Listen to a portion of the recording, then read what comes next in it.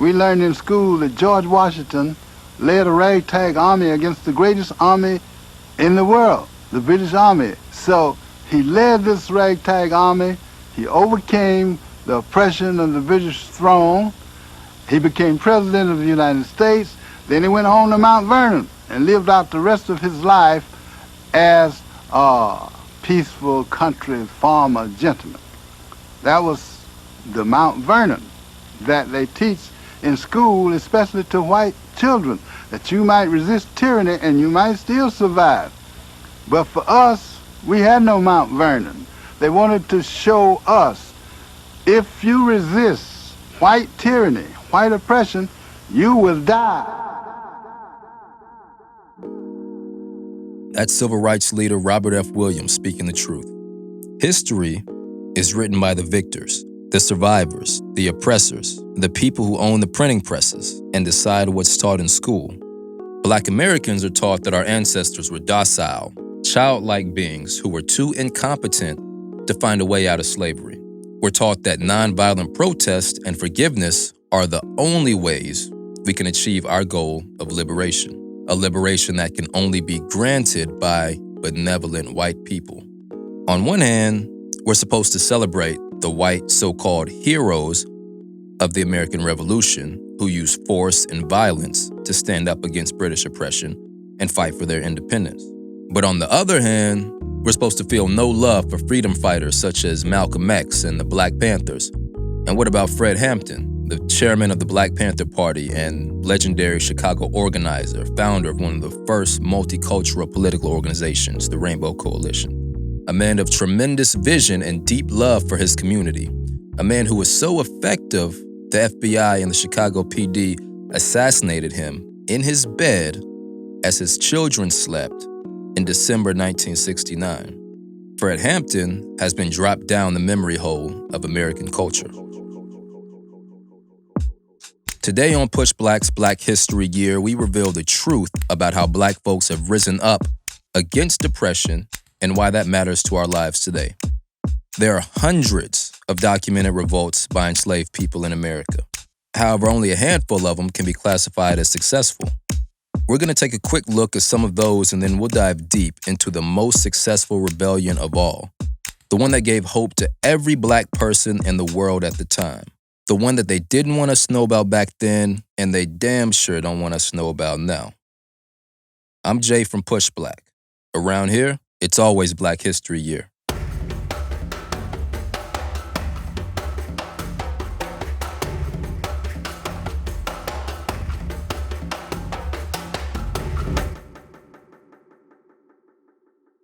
(1526), only 34 years after Columbus lands in the Americas. A group of white explorers formed a colony in the area where Georgetown, South Carolina now sits.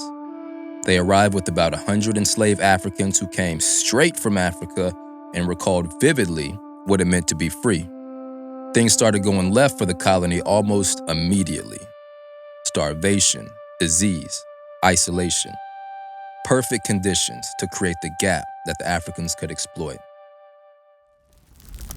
They set the settlement ablaze and teamed up with neighboring Native Americans who were already fed up with the terrorism of white invaders. This collaboration led to the burning down of much of the town. The Blacks left the ruins of the settlement behind to live the rest of their lives as free people with their First Nation collaborators.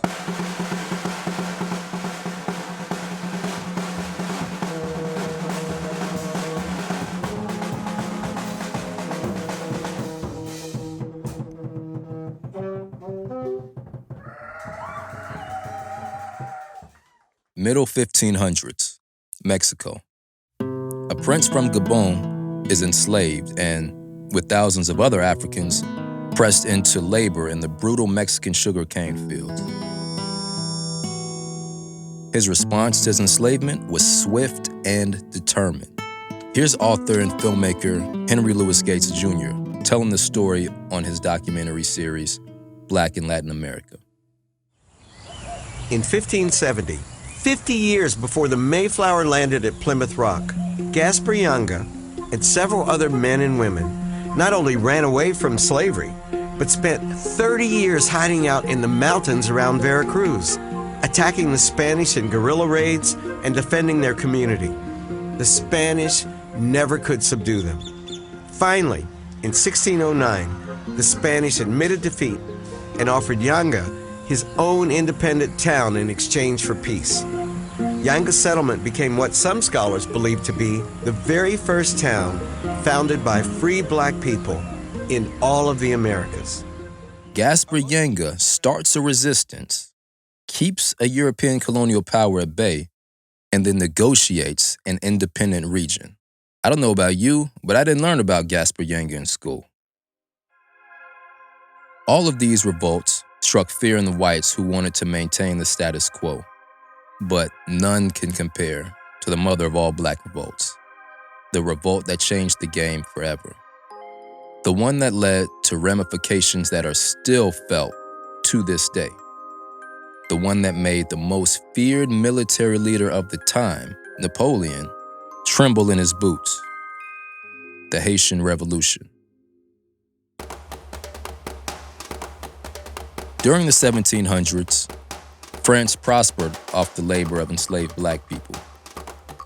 Haiti, known then as Saint-Domingue, was the wealthiest European colony in the world because its resource-rich land produced sugar, coffee, and indigo.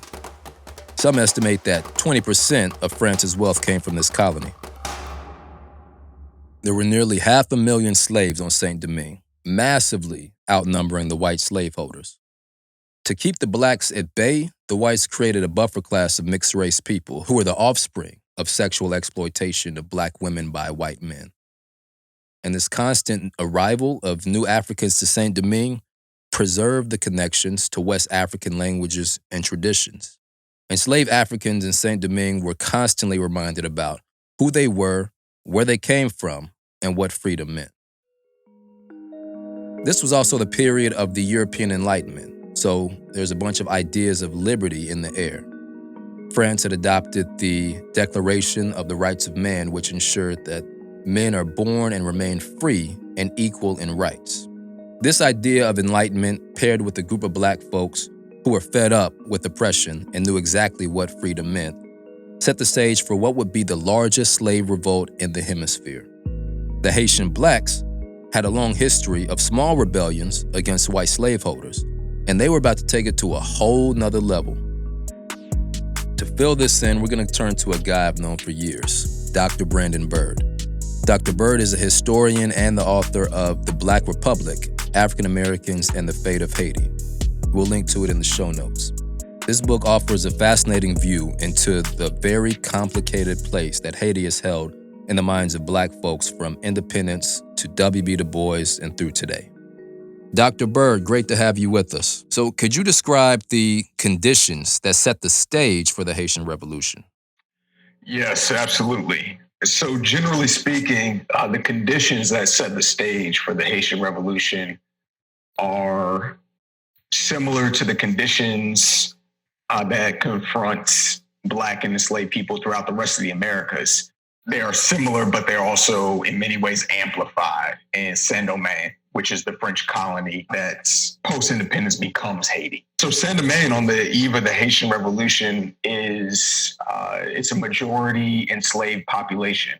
That there's approximately 500,000 or so enslaved people, approximately 50,000 or so Europeans and European Americans, and about 50,000 or so gens de couleur, free people of color. So, I mean, you see the stark disparities right there. This is a slave society through and through. It's one in which the majority of the world's sugar will come from. The world's coffee comes from Haiti. It's the most profitable stretch of land on earth, really, right? And it's all built on the brutalization of those enslaved people. Planters in Saint-Domingue had essentially done the calculus. They had essentially done the math, and they concluded that it was more profitable to basically work enslaved people to death than it was to keep them alive. And so that enslaved population is a majority African population because enslaved people it's basically this cycle of death. They are brought in to work, to die, and more enslaved Africans are brought in. So these are the conditions, right? It is a brutal slave society, is one in which we see the excesses of how slavery and capitalism work together, that all of these profits of sugar and coffee are built quite literally on the backs of enslaved people. And again, those enslaved people is a majority African population. With this constant influx of folks from Africa, that creates a different dynamic than the system of slavery that existed in America, didn't it? So, yeah, as you point out, right, there are differences among slave societies. In a large section of colonial mainland British North America, and then what becomes the United States, enslaved populations are reproducing themselves, right? A lot of that has to do with very violent processes of, as we put it, very crassly in the terms that enslavers talked about it, breeding, right? These are things that scholars like Dana Raymond Berry have showed that reproduction is intentional. And again, it's a very violent process. Part of that structure in mainland British North America, what becomes the United States, of a reproducing population, is in part due to tobacco is less taxing of a crop to produce than sugar, that the disease environments are more conducive to sustaining human life than they are in the Caribbean plantation societies. So those sorts of things, right?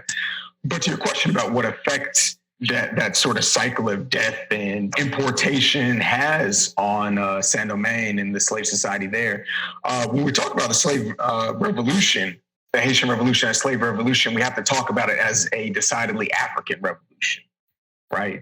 Like, we can locate, at times it's very difficult to locate these enslaved people in a specific locale, but generally speaking, we know that many of them are Congolese.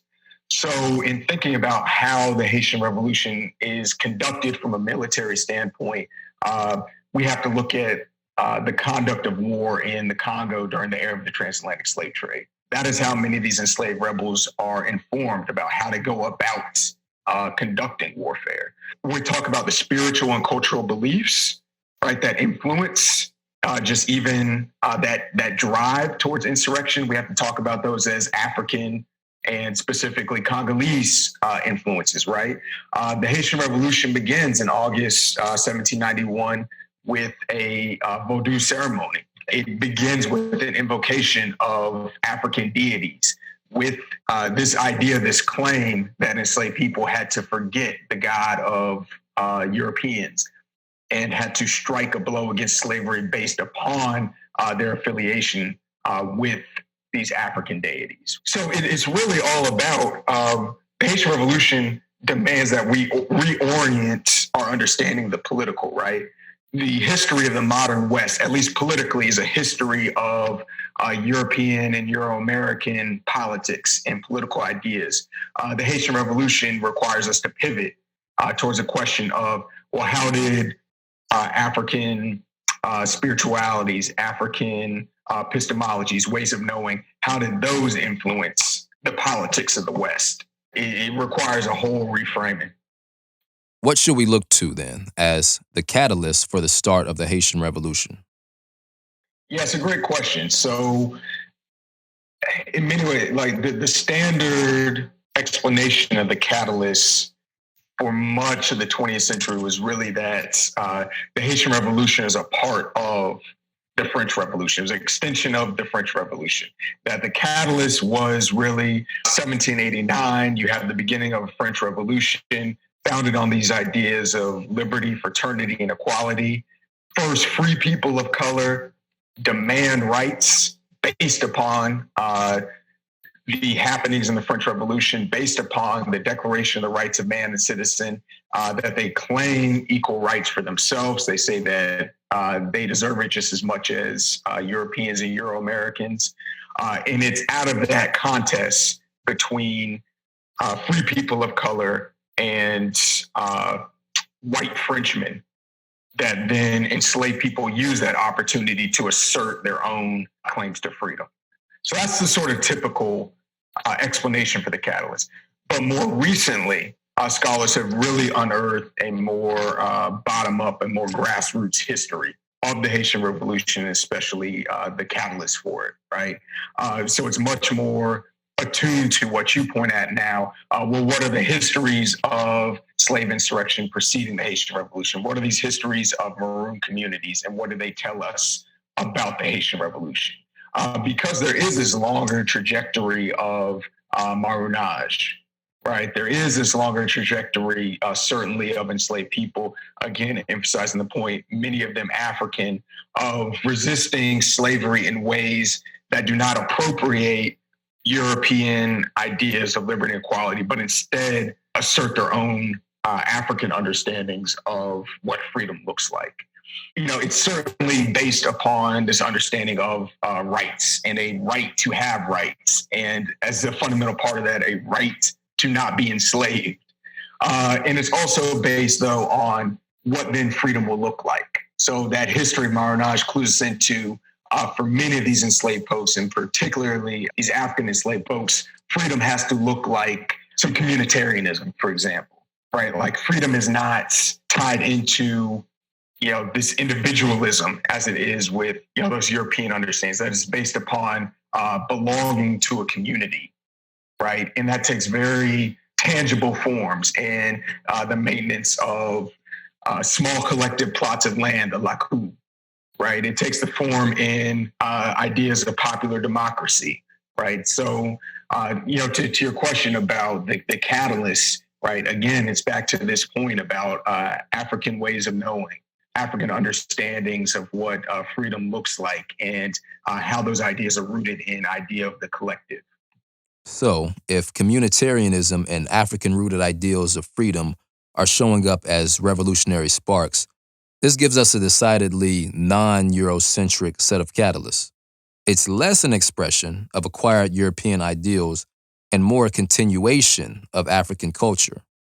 But back to the story. What should we know to have a good grounding in what actually happened in the Haitian Revolution? So, in the summer of 1791, you have the real beginnings or emergence of a new stage in slave insurrection, maybe a better way to put it, in Saint-Domingue.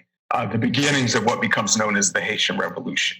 And this begins in the north of Haiti around present-day Cap-Haïtien, and it very quickly becomes a colony-wide phenomenon. Enslaved people burning plantations, striking a literal direct blow to this plantation economy that is the heart of the plantation economy of the Americas and the world, right? This revolution very quickly is seen, this uprising is seen as certainly a destabilizing force for the French. It's seen as an opportunity for other imperial powers. So almost from the outset, from the summer 1791, the British see this as an opportunity. They invade Saint-Domingue, right? The Spanish see this as an opportunity. They ally with enslaved folks. Most famously, Toussaint Louverture begins first as an ally of the Spanish. That allegiance ends, actually 1793, 1794, when the French concede to emancipation, when they concede to the demands of the enslaved people who were striking a blow against slavery. At that point, Toussaint Louverture allies with the French. He becomes the governor general of the colony of Saint-Domingue and effectively governs it as an independent, a sovereign entity. That's a problem, as we can see for some of these imperial powers. It doesn't sit well, certainly with the French. It doesn't sit well with European and American sovereign powers, for whom a formerly enslaved man and a formerly enslaved people who had destabilized the plantation economy, had destabilized the racial hierarchies upon which these plantation economies were built, that was not something that was going to necessarily sit well. And so that's what really leads in 1802, when Napoleon has consolidated his power in France. He makes essentially removes Toussaint Louverture from power by some subterfuge, by basically acting as if this was an instance where these two leaders were going to parlay. He ends up extraditing Toussaint Louverture from the colony of Saint-Domingue to France, where Toussaint Louverture will die in the Fort de Joux. At that point, the Haitian Revolution really becomes a war for independence, and it enters a new stage where Toussaint Louverture's former generals, including Jean-Jacques Dessalines, that they then move from their allegiance with France, and there's some complexities there, right? So they had sided with France, basically waiting an opportunity to shift the power dynamics, right? So for the time being, before that opportunity arose, they had sided with France. After the extradition and death of Toussaint Louverture, these former generals, including Jean-Jacques Dessalines, lead what then again becomes a war for independence. That independence is achieved on January 1st, 1804. Jean-Jacques Dessalines declares the end of slavery, the end of French colonialism, declares the literal death of Saint-Domingue, says this is now Haiti, right? A return to the name of pre-colonial Saint-Domingue, the name that the indigenous people knew it by. And so that's generally speaking how the Haitian Revolution unfolds. The end of it is just monumental. It's hard to overstate what that meant to have a black state declared, a black state in the middle. You just look, visualize a map of the Americas at that time, right? It is colonies that are part of slaveholding empires. It's an independent United States whose constitution allowed not just for maintenance of slavery, but actually an expansion of slavery, right? And then you have a black state whose existence is founded upon anti-slavery, on anti-racism, on anti-colonialism, right? Again, it's hard to overstate the importance of that. And this had to send shockwaves into America and around the world. Yeah.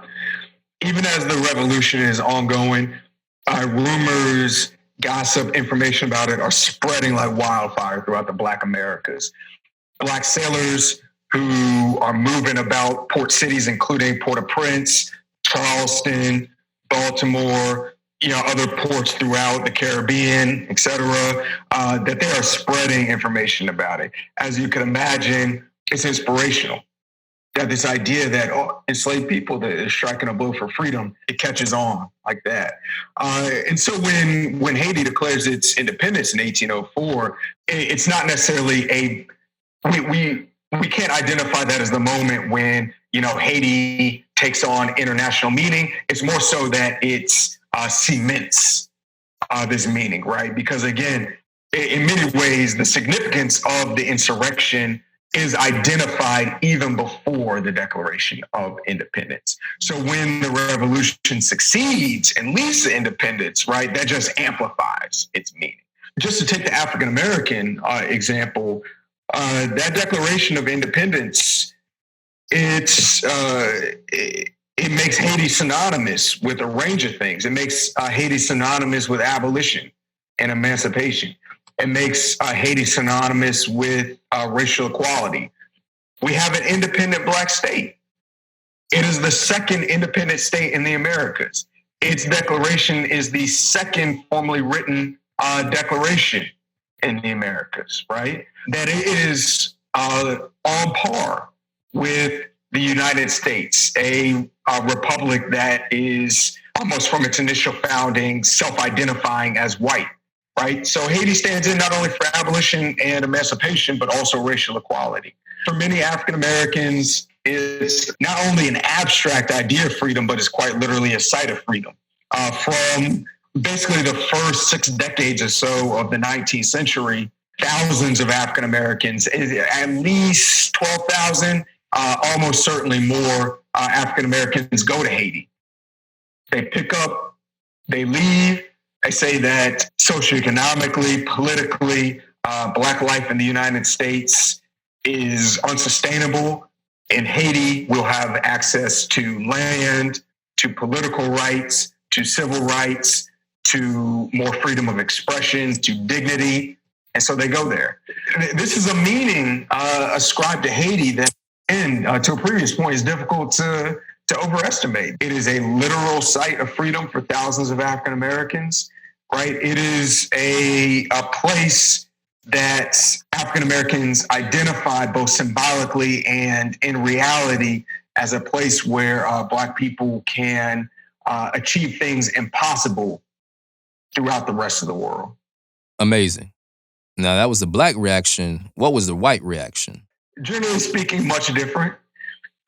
You did, so we can give a quick shout out to some white abolitionists who, and these were folks like, well, certainly not only militant abolitionists like John Brown, but even John Brown's son, John Brown Jr., who not only celebrate Toussaint Louverture as this respectable model of abolitionism, right, but who, some of them, and this is a small population of white abolitionists, who say the Haitian Revolution is a sign that violence works, that it is not only a symbol of racial equality, but it is also a sign for what we in the United States should be willing to do to achieve emancipation for our Black brethren in the United States. So again, that's a small population of abolitionists, of white abolitionists who either celebrated Toussaint Louverture or who went so far as to say that the Haitian Revolution should be emulated. So a small segment. For the most part of the white American population, the Haitian Revolution really stands in for a number of evils, right? This idea of the horrors of Saint-Domingue basically becomes a catch-all word for the fear of slave insurrection in the United States.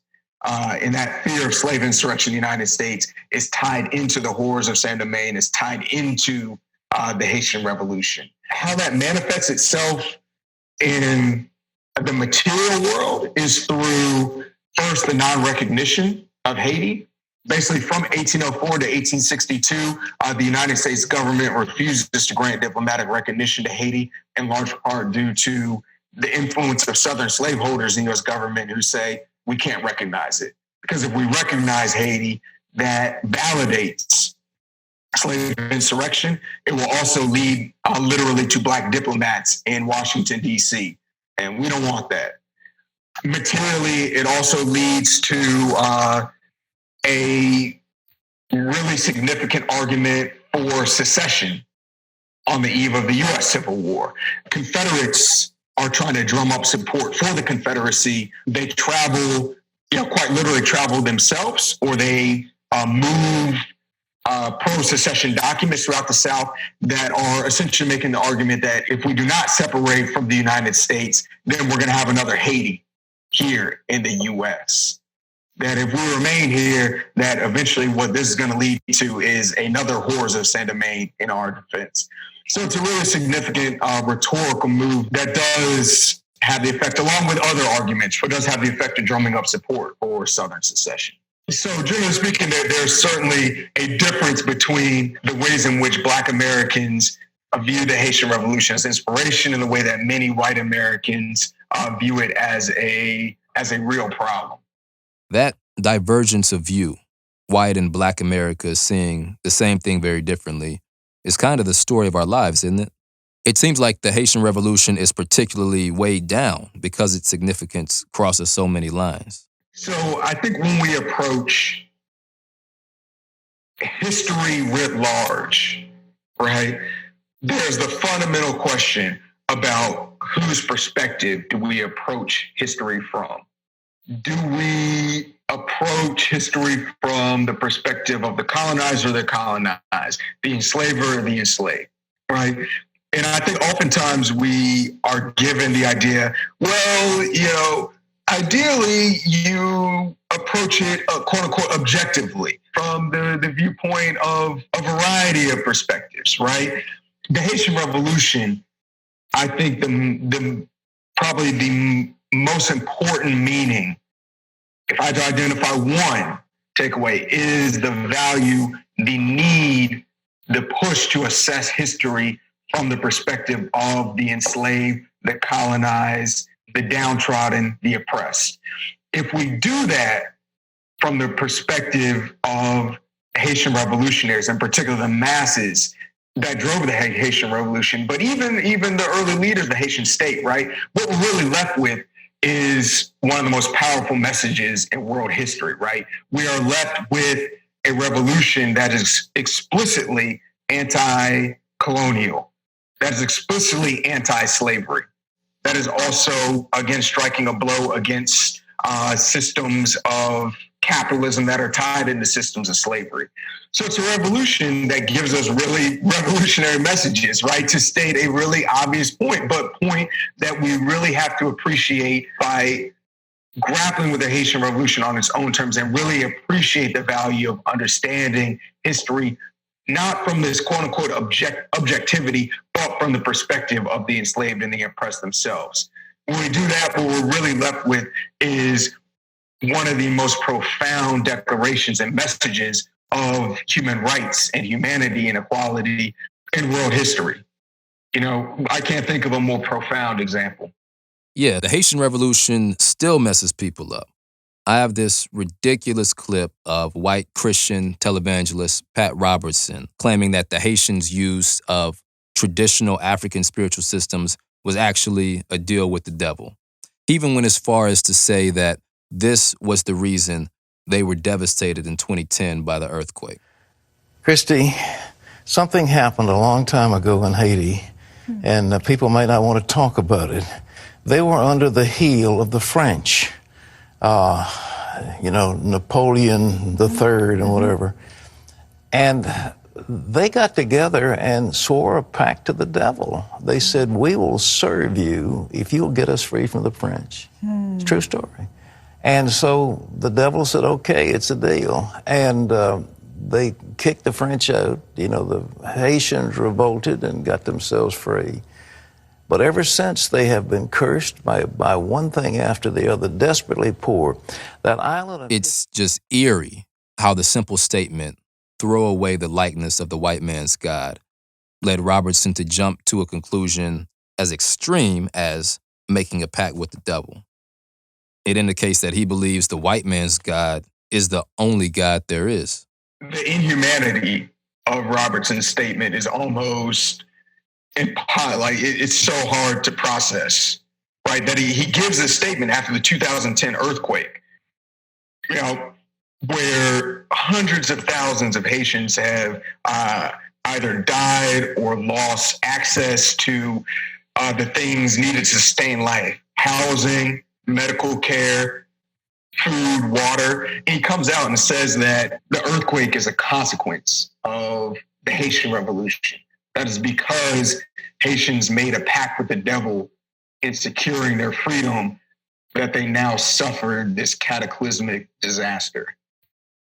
So again, the inhumanity is, it's almost impossible to fathom, right? You can only say that sort of thing if at some fundamental degree you do not believe that Haitians, that Black people occupy the same category of humanity as you. But I think what that statement speaks to is not only Robertson's just deeply rooted prejudices, but it also speaks to the ways in which the Haitian Revolution is so difficult to process for first in the moment that's happening for Europeans and Euro-Americans, but then even afterwards for countless Europeans, Euro-Americans, and Americans, right? They can't process it on its own terms. That this event, the Haitian Revolution, is, to take the words of this historian, Laurent Dubois, is the greatest assertion of human rights in world history.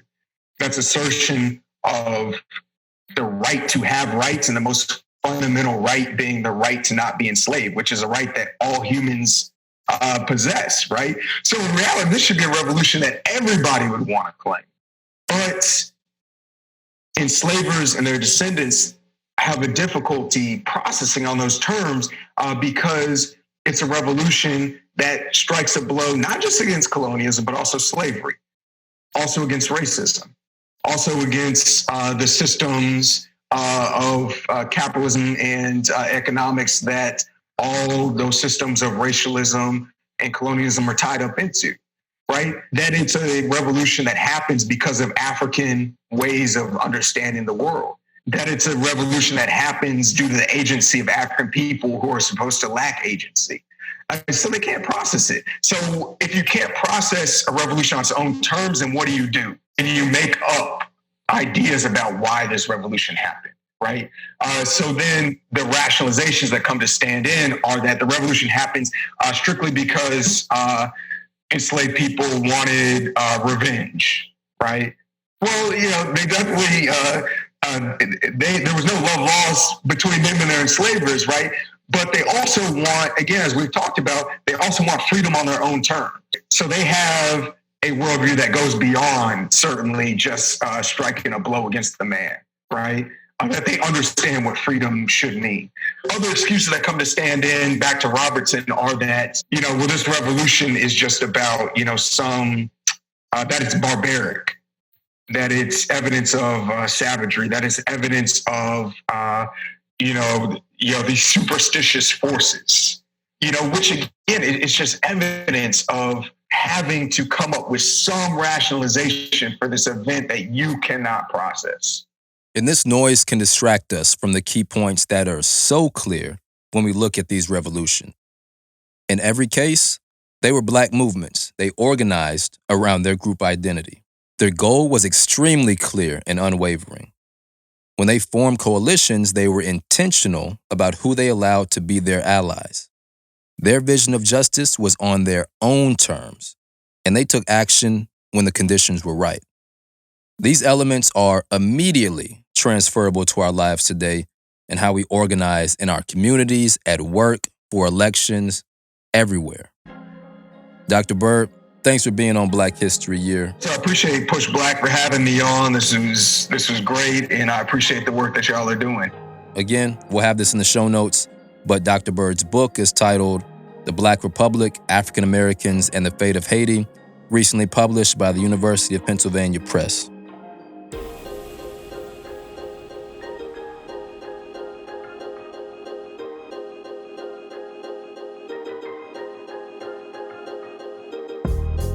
And just like that, we're at the end of this episode of Black History Year. Black History Year is produced by Push Black, the nation's largest nonprofit Black media company. Production support from Michael L. Sesser and Lemina House. Obviously, the power that comes from knowing our history is important to you. Push Black exists because we saw we had to take this into our own hands. You make Push Black happen with your contributions at blackhistoryyear.com. Most folks do $5 or $10 a month, but everything truly makes a difference. Thanks for supporting the work. I'm Jay from Push Black. Thanks for checking us out. Peace.